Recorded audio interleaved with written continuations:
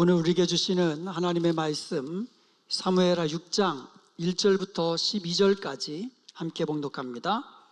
다윗이 이스라엘에서 뽑은 무리 3만 명을 다시 모으고 다윗이 일어나 자기와 함께 있는 모든 사람과 더불어 바알레 유다로 가서 거기서 하나님의 궤를 메어 오려 하니 그 궤는 그룹들 사이에 좌정하신 만군의 여호와의 이름으로 불리는 것이라.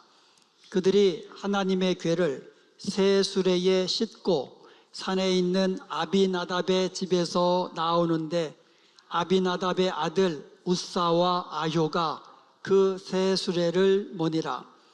그들이 산에 있는 아비나답의 집에서 하나님의 궤를 싣고 나올 때에 아효는 궤 앞에서 가고 다윗과 이스라엘 온 족속은 잣나무로 만든 여러 가지 악기와 수금과 비파와 소고와 양금과 제금으로 여호와 앞에서 연주하더라. 그들이 나곤의 다장마당에 이르러서는 소들이 뛰므로 우사가 손을 들어 하나님의 궤를 붙들었더니 여호와 하나님이 우사가 잘못함으로 말미암아 진노하사 그를 그곳에서 치시니 그가 거기 하나님의 궤 곁에서 죽으니라. 여호와께서 우사를 치심으로 다윗이 분하여 그곳을 베레스 우사라 부르니 그 이름이 오늘까지 이르니라. 다윗이 그날에 여호와를 두려워하여 이르되 여호와의 궤가 어찌 내게로 오리요 하고 다윗이 여호와의 궤를 옮겨 다윗성 자기에게로 메어가기를 즐겨하지 아니하고 가드 사람 오벳 에돔의 집으로 메어간지라. 여호와의 궤가 가드 사람 오벳 에돔의 집에 석 달을 있었는데 여호와께서 오벳 에돔과 그의 온 집에 복을 주시니라. 어떤 사람이 다윗 왕에게 아뢰어 이르되 여호와께서 하나님의 궤로 말미암아 오벳 에돔의 집과 그의 모든 소유에 복을 주셨다 한지라. 다윗이 가서 하나님의 궤를 기쁨으로 메고 오벳 에돔의 집에서 다윗성으로 올라갈세. 아멘. 오늘 본문에 보면 하나님의 법궤를 둘러싼 일련의 사건들이 나옵니다. 하나님의 법궤를 모셨던 두 가정이 나오는데 아비나답의 집과 오벳 에돔의 집이 나옵니다. 두 집은 같은 법궤를 모셨지만 결과는 정반대였습니다. 아비나답의 집은 비극으로 끝을 맺었는데 오벳 에돔의 집은 하나님의 축복을 받았어요. 왜 이런 차이가 일어났을까요? 또 하나의 사건은요, 이제 다윗이 하나님의 법궤를 다윗성으로 옮기는 과정에서 일어난 실패와 성공의 기록이 나옵니다. 왜 처음에는 법궤를 옮기는 일에 실패했을까요? 여기서 우리는 하나님을 섬기는 사람에게 가장 중요한 두 가지 교훈을 얻게 됩니다. 첫째는 하나님의 일도 하나님이 말씀하신 대로 섬겨야 한다는 거예요. 하나님의 일을 할 때도 하나님의 법칙으로, 하나님이 말씀하신 방법으로 섬겨야 한다는 거예요. 오늘 본문은 다윗이 하나님의 법궤를 다윗성으로 옮기는 장면이 나오는데요, 2절에 보니까 다윗이 일어나 자기와 함께 있는 모든 사람과 더불어 바알레 유다로 가서 거기서 하나님의 궤를 메어 오려 하니, 이제 하나님의 법궤를 이제 다윗성으로 모시려고 하는 거예요. 그러면서 그 궤는, 법궤를 뭐라고 이야기합니까? 그룹들 사이에 자정하신 만군의 여호와의 이름으로 불리는 것이라. 법궤는 단순한 종교적 상징물이 아니었어요. 법궤는 하나님의 임재를 상징적으로 보여주는 성물이었어요. 그 법궤는 오랫동안 기럇여 아림의 아비나답의 집에 머물러 있었습니다. 다윗은 왕이 된 후에 그 법궤를 다윗성으로 모시기를 간절히 원했습니다. 다윗은요, 하나님의 임재가 다시금 이스라엘 백성들에게 회복되기를 원했고, 다윗은요, 하나님의 장막에서 예배가 온전히 회복되기를 원했던 거예요. 다윗은 3만 명을 모읍니다. 그리고 새 수레를 만들고 악대를 준비해 가지고 성대하게 법궤를 모시는 행렬을 시작했습니다. 겉으로 보면 웅장하고 또 모든 준비가 완벽했습니다. 그러나 결과는 충격적으로 끝납니다. 이제 가는 길에 소들이 막 뜁니다. 그러니까 수레가 흔들립니다. 그래서 웃사가 손을 들어가지고 법궤를 붙잡습니다.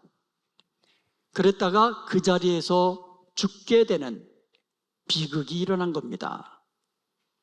기쁨의 행렬이 슬픔과 비극과 어떻게 보면 장래의 행렬로 바뀌어버린 거죠. 왜 이런 일이 일어났을까요? 분명히 다윗이 하나님의 법궤를 다윗성으로 모시고 그 앞에서 기쁨으로 예배하기를 원하는 그 마음, 사모하는 마음, 이것은 분명 하나님이 기뻐하시는 마음이에요. 그러나 문제는 방법이었어요.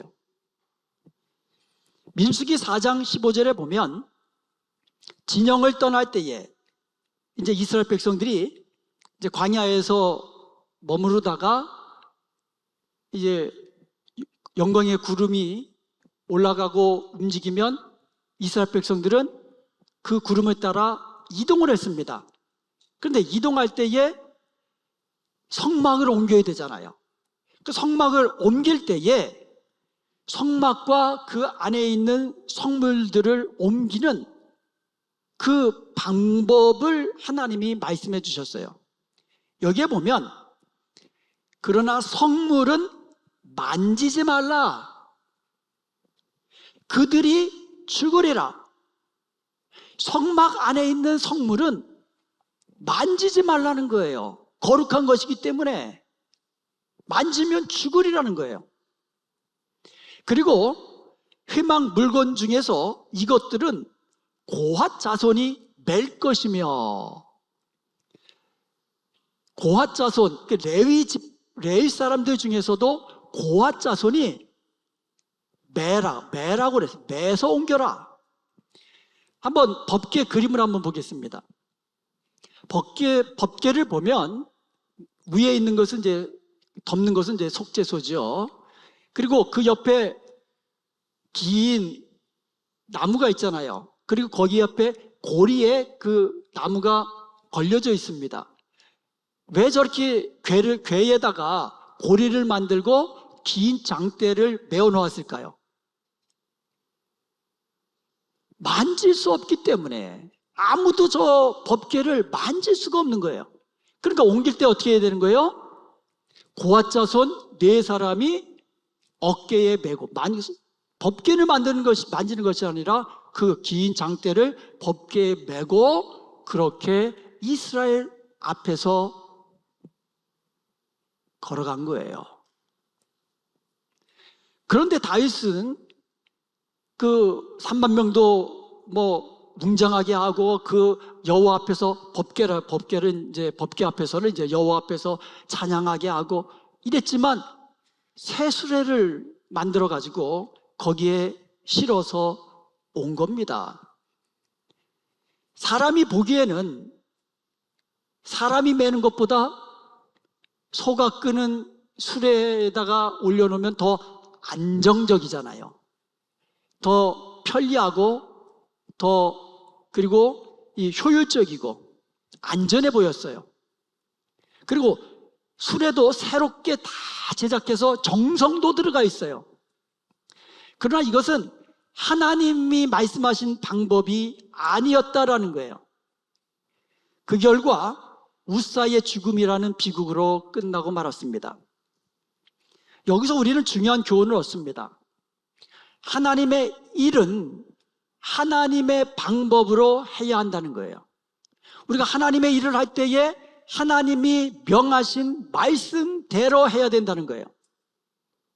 신앙생활은요, 내가 좋은 방법으로 선택해서 하는 게 아니에요. 내가 편한 방식으로 선택해서 하는 것이 아니에요.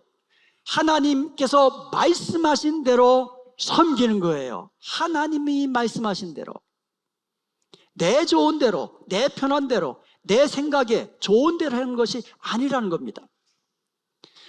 하나님의 말씀을 자신의 생각과 자신의 상황에 맞춰서 편집했던 사람이 나옵니다. 사울왕이에요. 하나님께서 사무엘을 사울에게 보내시면서 이렇게 말씀하셨습니다. 사무엘상 15장 3절에 보면 지금 가서 아말렉을 쳐서 그들의 모든 소유를 남기지 말고 진멸하되 남녀와 소아와 젖먹는 아이와 무양과 낙타와 나귀를 죽이라 하셨나이다. 그렇지만 사울은요, 하나님께 드릴 좋은 제물이라는 명분을 가지고 양과 소의 가장 좋은 거, 기름진 부분 다 남겨놓았어요. 사울이 말씀대로 순종하지 아니하자, 사울이 여호와의 말씀을 버리자 하나님께서도 그를 버려서 이스라엘의 왕이 되지 못하게 하신 거예요. 하나님은요, 순종을 보시는 거예요. 순종을. 사무엘상 15장 22절에 보면 순종이 제사보다 낫고 듣는 것이 양의 기름보다 낫다고 말씀하고 계십니다. 여기서 순종이라는 말, 샤마, 하나님의 말씀을 듣고 그 말씀대로 지켜 행하는 거, 이게 듣는 것이고 이게 순종하는 거예요. 샤마. 귀로 듣기만 하고 내 생각대로 행하는 것이 아니라 하나님의 말씀을 듣고 그 말씀 그대로 지켜 행하는 것이 샤마, 듣는 것이고 순종하는 거예요. 듣는 것 따로 순종하는 것 따로가 아니라는 말씀이에요. 노아가 방주를 지을 때에 하나님께서 모든 방주의 크기와 모양과 그리고 그 안에 들어갈 재료들과 다 말씀해 주셨어요. 창세기 6장 22절에 보면 노아가 그와 같이 하여 하나님이 자기에게 명하신 대로 다 준행하였더라. 노아는 하나님이 말씀하신 그대로 방주의 재료와 규격과 구조와 모든 것을 그대로 지었습니다. 모세가 성막을 지을 때 그 기록이 이제 출애굽기에 나오는데요, 여러 장에 걸쳐서 나오는데 그 중에서 가장 반복되는 말이 뭔지 아세요? 여호와께서 모세에게 명하신 대로 하였더라. 성막문을 만들 때에도 여호와께서 모세에게 명하신 대로 하였더라. 휘장을 만들 때에도 모든 성막 안에 있는 성물들을 만들 때에도 모양과 크기와 재료와 모든 것을 다 여호와께서 모세에게 명령하신 대로 하였더라. 이게 계속 반복됩니다. 계속. 오늘 우리에게도 마찬가지입니다. 우리가 얼마나 예배를 드렸느냐, 우리가 얼마나 봉사일을 하였느냐, 이것보다도 우리가 얼마나 하나님의 말씀을 듣고 그대로 지켜 행하였느냐, 하나님은 이것을 보시고 기뻐하시는 거예요. 우사가 죽은 후에 다윗은 큰 충격을 받았습니다. 두렵기도 했습니다. 그래서 법궤 옮기는 것을 스탑하고 오벳 에돔의 집에 궤를 모시게 했습니다. 석 달이 지났습니다. 하나님께서 오벳 에돔의 집에 복을 주셨다는 소식을 듣고 다시 법궤를 옮기자고 하는 거예요. 그런데 이번에는 달랐습니다. 다윗은 하나님의 말씀을 다시 살펴보았어요. 역대상 15장 2절에 보니까 다윗이 이르되 레이 사람 외에는 하나님의 궤를 맬 수 없나니 이는 여호와께서 그들을 택하사 여호와의 궤를 메고 영원히 그를 섬기게 하였습니다. 법궤는 세수레에 올려서 끌고 오는 것이 아니라 레이 사람이 법궤를 메고 옮기는 것이구나 다시 깨닫게 된 거예요. 그리고 역대상 15장 13절에 보니까 전에는 너희가 매지 아니하였으므로 우리 하나님 여호와께서 우리를 찢으셨으니 이전에 실패한 것은 법궤를 매지 않았기 때문이라는 거예요. 이는 우리가 규례대로 그에게 구하지 아니하였음이니라. 다윗은 실패 이유가 열심이 없어서가 아니라는 거예요. 하나님이 명하신 규례대로 하나님이 말씀하신 방법대로 행하지 아니하였기 때문이라는 것을 다윗은 깨닫게 된 거예요. 그래서 이번에는 레위 사람들로 하여금 법궤를 베고 옮기게 합니다. 자신의 생각을 버리고 편한 길을 버리고 자기들이 생각할 때는 더 안전하다고 생각한 것 다 버리고 하나님이 말씀하신 방법을 선택한 겁니다. 사랑하는 여러분, 예배도 봉사도 헌신도 사역도 내 생각보다 말씀이 앞서야 합니다. 내 경험보다 말씀이 앞서야만 합니다. 내 편리함보다 하나님의 말씀이 앞서야 합니다. 그럴 때 하나님이 기뻐하시는 거예요. 오늘 본문을 통해 우리가 배울 수 있는 또 다른 교훈이 있습니다. 그것은 익숙함은 경외함을 빼앗을 수 있다는 거예요. 너무 익숙하다 보면 거룩함과 그 경외감을 잃어버릴 수 있다는 거예요.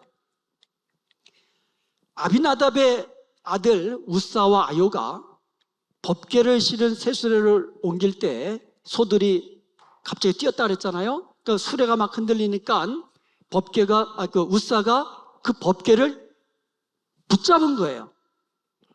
법궤가 떨어지는 것을 막기 위해서 붙잡은 거예요.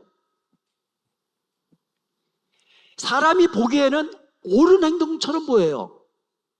법궤, 이거 떨어지면 안 돼. 잡은 거예요. 잘한 것 같아요. 그러나 하나님은 우사를 치셨습니다. 즉사한 거예요. 왜 그렇습니까? 많은 학자들은요, 우사의 문제를 단순히 순간의 실수가 아니라 오랫동안 형성된 태도의 문제로 설명을 합니다. 법궤는 하루 이틀 아비나답의 집에 있었던 게 아니에요. 무려 70년 가까이 아비나답의 집에 있었어요. 그러니까 우사는 태어날 때부터 법궤가 거기 있었던 거예요. 자라면서 늘 법궤 보고 늘 법궤 옆에서 그렇게 살아온 거예요. 너무 익숙한 거예요. 문제는 그 익숙함으로 인해서 법궤에 대한 경외감, 법궤 앞에서의 그 거룩함을 잃어버린 거예요. 여러분, 신앙생활을 오래 하면 우리가 조심해야 될 것이 바로 이거예요. 교회가 익숙해져요. 예배가 익숙해집니다. 말씀도 익숙해지고 찬송도 익숙해지고 기도도 익숙해집니다. 그러다가 거룩함을 잃어버리고 하나님에 대한 경외감을 잃어버리지 않도록 조심해야만 합니다. 처음 예수님을 믿었을 때 예배만 드려도 감격합니다. 십자가만 생각하면 눈물이 납니다. 말씀 한 구절을 들어도 마음이 뜨거워지고 연구하게 되고 기도하는 시간이 기다려졌습니다. 그러다가 시간이 지나면서 모든 것이 익숙한 습관이 되어버립니다. 반대로 오벳 에돔은 어땠습니까? 법궤를 겨우 몇 달? 석 달. 법궤를 겨우 석 달 모신 거예요. 석 달. 그런데 성경은 이렇게 기록합니다. 오늘 그 본문 11절에 보니까 여호와의 궤가 가드 사람 오벳 에돔의 집에 석 달을 있었는데 여호와께서 오벳 에돔과 그의 온 집에 복을 주시니라. 할렐루야. 근데 12절에 보면 어떤 복을 주셨느냐? 여호와께서 하나님의 궤로 말미암아 오벳 에돔의 집과 그의 모든 소유에 복을 주셨다라는 거예요. 하나님이 여러분의 집에 복을 주시면 여러분의 소유에도 복을 주신다는 거예요. 그런데요, 역대상 26장 4절에 보면 오벳 에돔의 아들들의 이름이 나와요. 오벳 에돔의 아들들은 하면서 첫째는부터 8째까지 나옵니다. 8명의 아들이 있었는데 5절에 보니까 이는 하나님이 오벳 에돔에게 복을 주셨음이라. 자손의 복도 얻은 거예요. 그리고요 6절부터 8절까지 보면 그 오벳 에돔의 그 자손들의 이름이 쭉 나오는데 한결같이 끝에 뭐라 그러냐요? 큰 용사였더라. 그리고요 능력이 있었더라. 능력 있는 자, 큰 용사.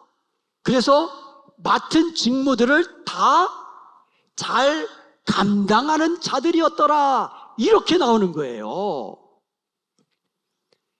3달 법궤를 모셨는데 하나님이 그의 집과 그의 소유와 그의 자손들을 복되게 하신 거예요. 법궤는 같았어요.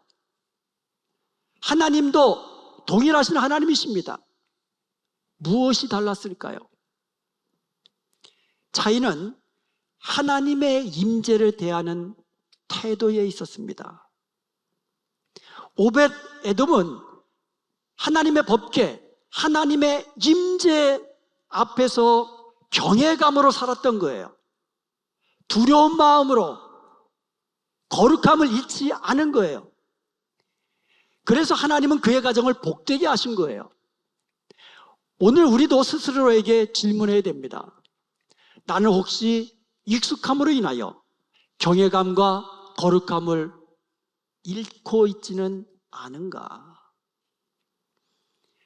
예배를 드리지만 기대가 없어지고 말씀을 듣지만 다 들었던 내용, 기도는 하지만 하나님과 교통한다는 기대감보다도 의무감으로 혹시나 드리고나 있지 않은가? 여러분, 우리의 예배는 하나님의 임재 앞에서 드리는 예배예요. 우리가 듣는 말씀은 하나님이 여러분에게 하시는 말씀을 듣는 것 같이 들어야 된다는 거예요.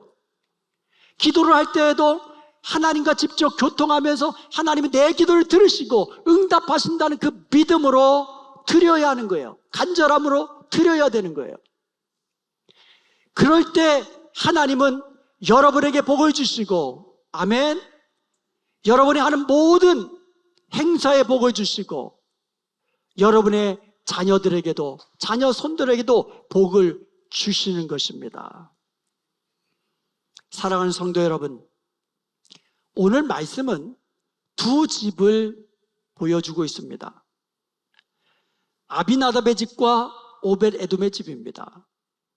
아비나답의 집은 70년 가까이나 되는 오랫동안 법궤를 모셨지만 비극으로 끝났어요. 그렇지만 오벳 에돔의 집은 3개월이라는 짧은 시간 동안 법궤를 모셨지만 그 집에 축복으로 끝을 맺고 있습니다.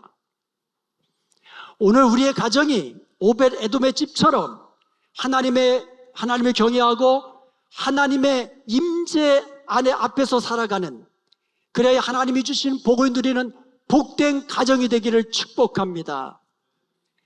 오늘 말씀은 또한 법궤를 옮기는 과정에서 일어난 실패와 성공을 보여주고 있습니다.